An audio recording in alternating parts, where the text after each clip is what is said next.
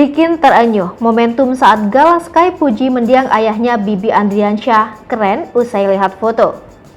Meski sudah hampir setengah tahun tidak bertemu mendiang orang tuanya karena kecelakaan tragis, Gala Sky tidak melupakan wajah Vanessa Angel dan Bibi Andriansyah.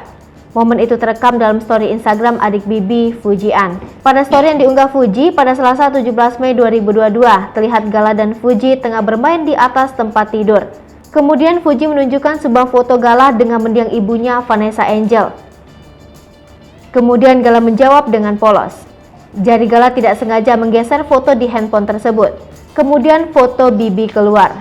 Tiba-tiba Gala memuji ayahnya usai melihat foto tersebut. Sebelumnya diketahui, pasangan artis Vanessa Angel dan Febri Andriansyah tewas usai alami kecelakaan di Tol Jombang arah Surabaya, Kamis 4 November 2021. Mobil Pajero yang Vanessa tumpangi mengalami kecelakaan di kilometer 673 ruas tol Jomol arah dari Jakarta menuju Surabaya. Kondisi sopir yang mengantuk membuat mobil tiba-tiba menabrak beton pembatas kiri ruas jalan tol. Hingga akhirnya mobil Pajero berwarna putih tersebut terpelanting, berputar dan berhenti di lajur cepat.